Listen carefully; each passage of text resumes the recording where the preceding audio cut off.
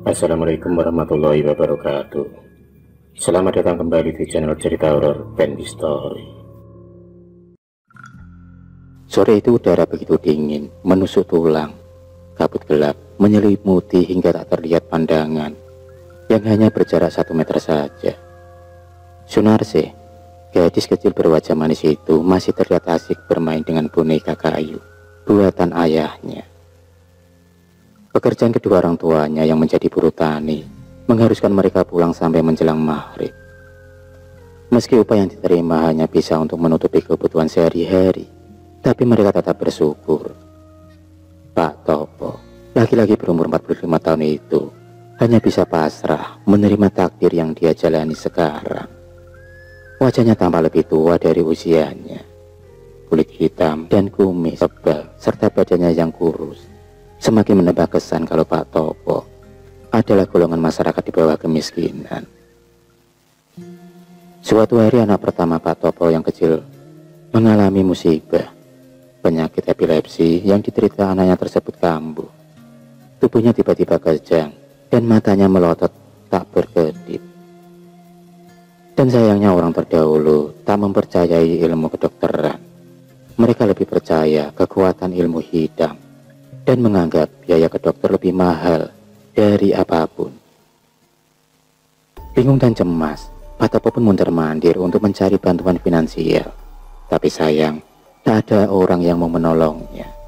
Karena para tetangga tahu, kalau jangankan membayar hutang, untuk biaya makan saja, Pak Topo harus mengutang dulu di warung terdekat.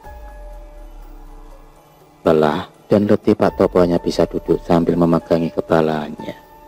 Sedangkan di tempat lain, yaitu Bu Ijah sedang memangku anak sulungnya. Sebenarnya anak sulungnya itu sudah berumur 18 tahun. Umur di mana anak sudah bisa membantu kedua orang tuanya. Tapi sayang, Tarsiman tumbuh menjadi anak yang berkebutuhan khusus. Dan orang-orang menyebutnya kalau Tarsiman kesambet waktu masih bayi. Dalam kebingungan tak kenapa Pak Topo berpikir untuk menemui seorang terkaya dan tersohor di kampungnya. Dialah Pak Karto, penguasa tak tertulis di desa Kebun Turi. Randenri kejam, bengis, dan tak berberi kemanusiaan. Sebenarnya Bu Ija sudah melarang keras Pak Topo untuk berhubungan dengan orang tersebut. Tapi usahanya sia-sia. Pak Topo tetap dalam pendiriannya. Tanpa dia sadari, ada bahaya yang akan mengintainya kalau berurusan dengan Pak Karto.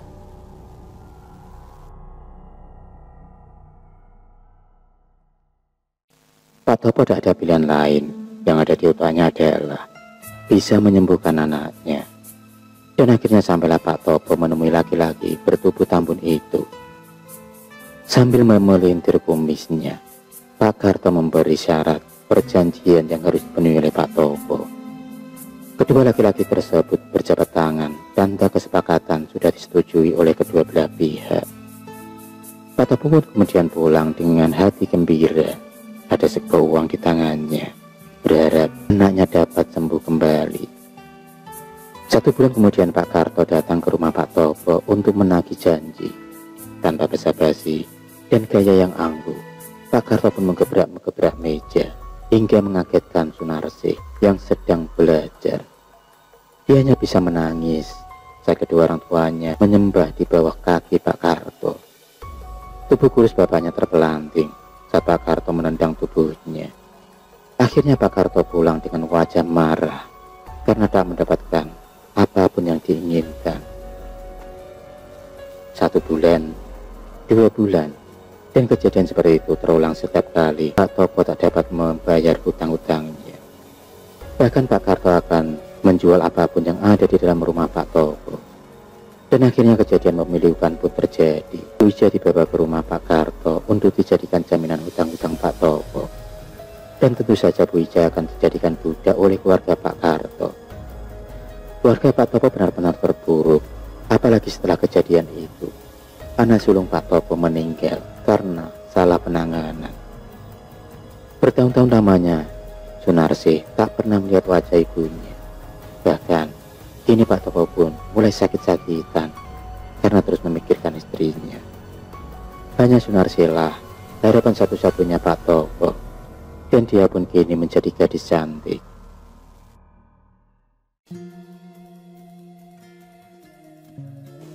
Dua tahun Sunarsi sudah pergi merantau ke kota, dan dia pulang dengan senyum bahagia karena masih bisa melihat ayahnya.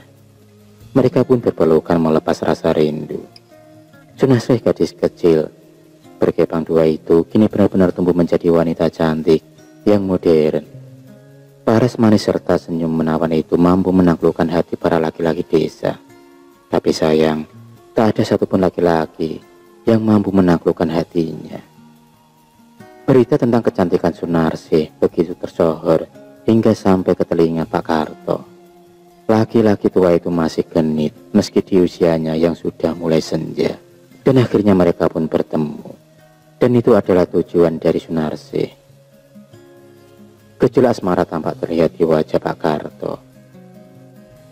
Hanya dengan satu kali tatapan saja, Pak Karto sudah terpikat dengan gadis ayu tersebut. Narsi begitu panggilannya sehari-hari. Dia mulai merencanakan aksinya, dan tak butuh waktu lama, dia pun berhasil menggoda Pak Karto dan membawanya pulang ke rumah.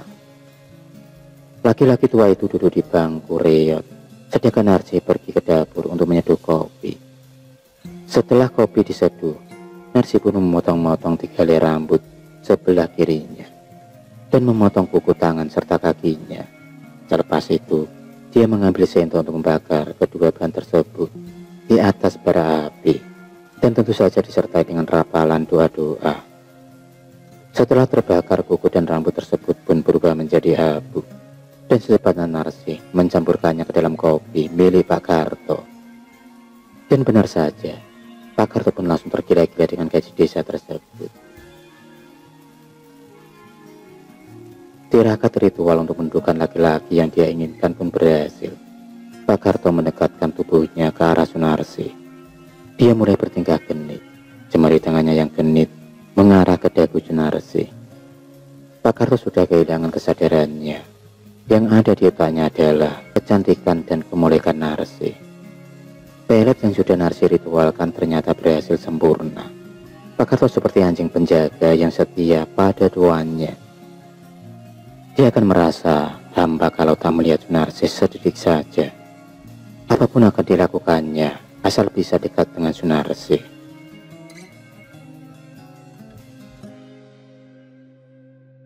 Tak hanya harta yang dikuras Sunarsi, dia pun juga menyandat orang yang telah memisahkan kedua orang tuanya. Dan yang lebih menyakitkan lagi, banyak orang mengatakan kalau Bu Ijah juga dijadikan budak nafsu oleh Juragan Karto. Narsi rela hilang keperawanannya demi memuluskan aksinya. Malam itu tepat malam Jumat Wage, Narsi mengambil sebaskom berisi kembang dari 7 mata air yang berbeda. Dia pun berendam lalu membasuh mukanya sebanyak 7 kali. Tepat di jam 3 dini hari, dia pun mengambil boneka bertuliskan nama Karto. Boneka berbarutkan kapan itu lalu ditusuk menggunakan jarum. Dan benar saja, di tempat yang berbeda, Pak Karto mendadak kesakitan. Tubuhnya serasa ditusuk dengan benda tajam. Dan kejadian itu berulang kembali setiap waktu lewat jam 12 malam. Dan yang membuat aneh, wajah Narsi selalu menari di atas bayangannya. Pak Karto pun semakin dibuat tergila-gila dengan wanita tersebut. Pak Karto sudah tak bisa menunggu waktu lama lagi untuk mempersuntingnya. Meski usia yang terpaut lumayan jauh, tapi dia yakin Narsi adalah istri terakhirnya. Tanpa basa-basi Pak Karto pun langsung melamar wanita pujanya itu. Tapi ternyata tak segampang itu untuk mendapatkan cinta Narsi. Pak Karto harus rela memberikan separuh hartanya untuk wanita idamannya itu. Dan syarat yang terakhir adalah Pak Karto harus mengusir istrinya keluar dari rumah mewahnya tanpa membawa sehelai apapun.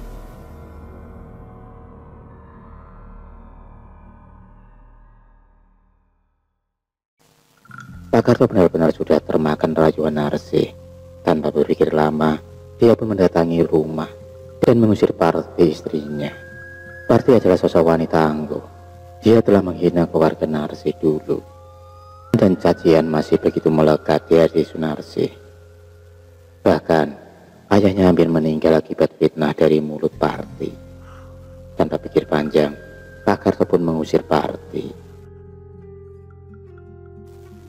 Setelah aksinya berjalan mulus, Sunarsi telah resmi menjadi istri dari Pak Karto. Seluruh harta jatuh ke tangannya. Diam-diam, dia pun mencari keberadaan ibunya di rumah yang cukup besar itu. Tapi sayang, dia tak menemukan jejak apapun. 4 bulan pun berlalu. Narsi begitu menikmati perannya sebagai nyonya besar Pak Karto. Meski di dalam hatinya dia begitu jijik saat harus melayani nafsu suaminya yang pantas dia panggil bapak itu.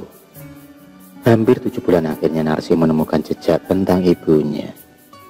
Puja telah meninggal 3 tahun yang lalu. Dia ditemukan mati di dalam gudang lantaran tak kuat siksaan demi siksaan dari Pak Karto.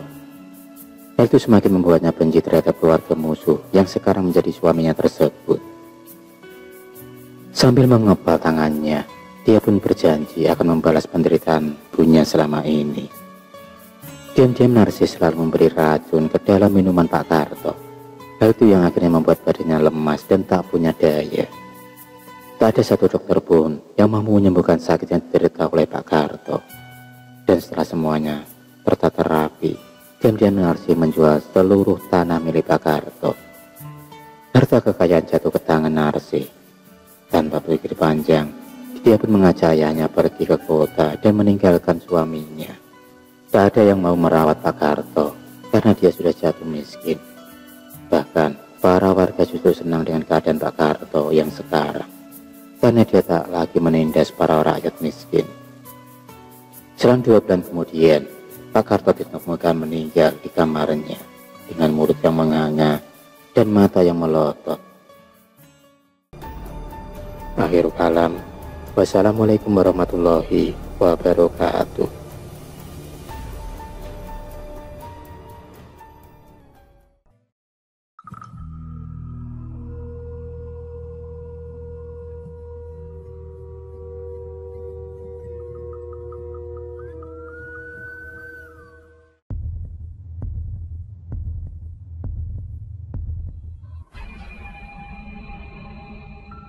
Terima kasih sudah menonton video cerita bergambar ini. Klik subscribe untuk terus mendapatkan video-video cerita bergambar selanjutnya. Semangat berkarya.